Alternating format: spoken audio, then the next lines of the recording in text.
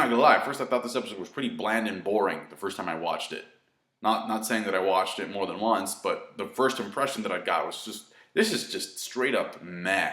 Like a very non-intriguing episode, more of a build-up episode for next week. But then I kind of like went back and watched a little bit more of specific moments, and I was like, well, actually there's a little bit more going on here that, you know, might be worth a discussion. So I'm gonna talk about that. This episode was mainly about Mitsuki and about him kind of finding out that he has positive emotions and empathy, you know, has maybe this like hidden desire to help people like he did with Denki in the beginning of the episode. And then he actually asks Shikadai, do you know why I did that? Like, that was kind of strange. And speaking of Denki, what's going to happen to him?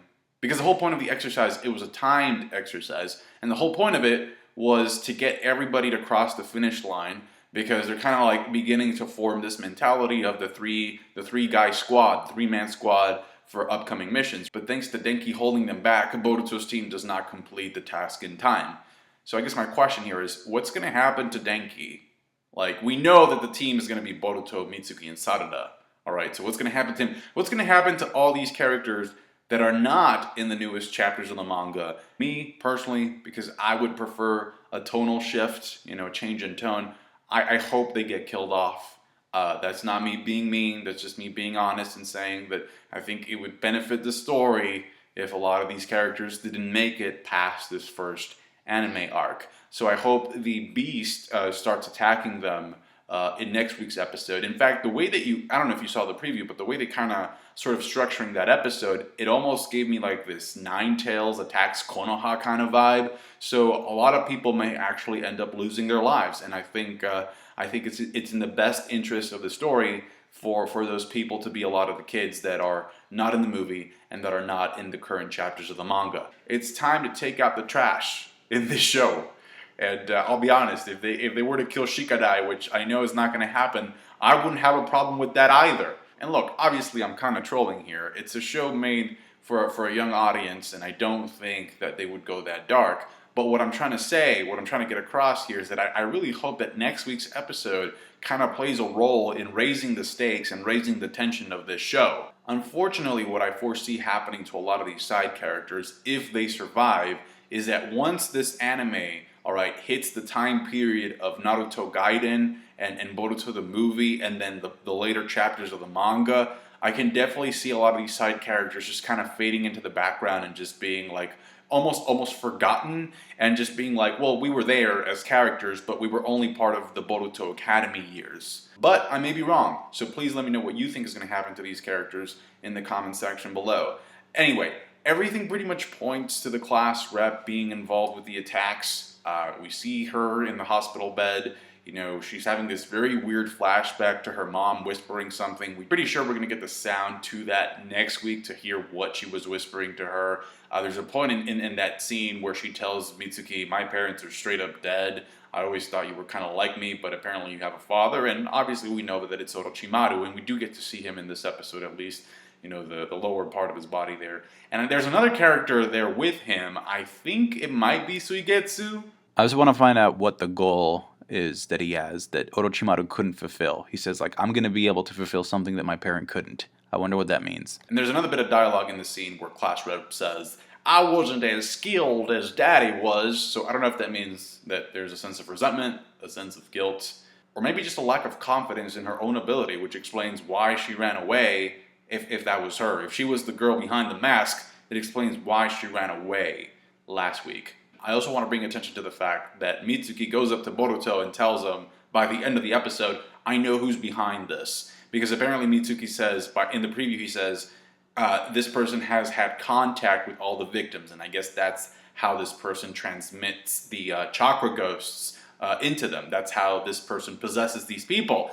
And I will say that if it does happen to be Class Rep, and again, all the evidence kind of points to her at this moment, then it was kind of irresponsible of Mitsuki just to let her get away. I mean, Mitsuki was right there in the hospital with her before the chakra. Remember how Shikamaru reports to a Naruto clone, you know, the chakra is expanding. So I'm pretty sure that that's what happened, but then Mitsuki didn't stop her, even though he had the suspicion that it was her who was behind all of these things. But at the same time, okay, if in fact that is what happened, It makes sense in regards to Mitsuki's character because we know that he's kind of learning about morality. He doesn't understand, oh, this is good, this is bad, this is wrong, this is right.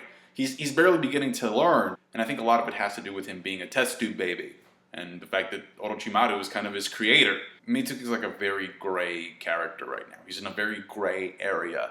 So, if the class reps attack, assuming it's her, if she's the one responsible for the attack next week, and if that attack injures or heck, maybe even kills a lot of people, I'm not really sure, even though it's going to be terrible, I'm not really sure how much accountability you can place on Mitsuki because it's like, he honestly didn't really know any better. Mitsuki also gives Boruto kind of a creepy smile in this episode, and I guess what kind of makes it a creepy smile is that he's on Boruto's bed. They're both kind of in the bed there, and in the beginning he even asks, why is everybody attracted to Boruto?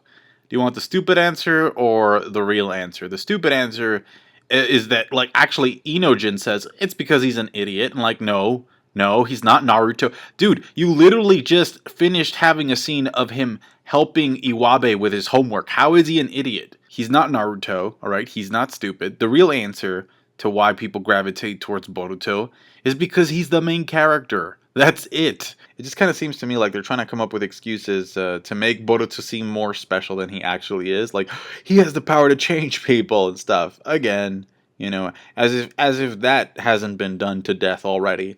But anyway, so by the end of the episode, he goes on this rant about Naruto's like, my dad sucks, he's irresponsible, my mom has to do everything around the house, and, you know, I will never abandon those close to me. And I'm like, dude, there's a little story called Naruto Shippuden, and the whole premise of that story revolves around your dad not giving up, not abandoning a person that he cared about. Sasuke! So, you know, you might want to look into that. Some things that I enjoyed from this episode were the pictures, the family pictures that we saw in Boruto's room, as well as in the kitchen. There's a lot of like Boruto and Naruto bonding moments in them, and that picture in the middle there, we actually get to see it again in the kitchen there. It's right here, you know, sort of close to a picture of Grandpa, the fourth Hokage. Also, Hinata's cooking skills were on point in this episode. The fish looked delicious. It kind of reminded me of something out of Dragon Ball Super. The food always looks delicious in that show, and I really appreciate the fish. Really, really good-looking fish. I'm hungry. You know, the episode was mostly meh build-up if you're talking about a dead fish on a plate. Anyway, Inojin is actually the one who mentions the class rep to Mitsuki in the first place. I don't know if that's the reason why Mitsuki goes to the hospital to check up on her, but it would make sense because Sai, who is Inojin's father, is in charge of the investigation. So maybe Inojin found out about the class rep's involvement through him, and you know, he threw a hint out to Mitsuki. And then finally, I'm just going to leave you with this moment here in the hospital where the class rep says, you know, sometimes I wonder what I've been doing all this time. And I don't know what the context of this line is because we don't know what she's thinking about, but it might seem like she's conflicted about her attacking people or about, you know, having some involvement in the attacks. It's very strange. Mitsuki actually asks her, what do you think about the person who did this to you? And she's like, I don't know, which is a strange thing to say, right? Normally you would be like, well, I mean, that's messed up, man. Like, I can't believe they did this to me. Like, I want them to pay, or I want some justice. Like, this is dangerous. But instead she says, I don't know, I just want this to end. So to me it sounds like she's carrying out a mission that she just wants to complete. Notice how we don't get to see her eyes while she responds. That's it for me, guys. Thank you so much for watching. Like I said, the episode was pretty bland, pretty meh, but there were a couple of like little subtle character moments here and there that I wanted to talk about. Also, shout out to Moegi for showing up in the episode. Like the video if you did, subscribe to my channel if you haven't already, and comment down below with the stuff that I talked about in this review. Thank you. Bye.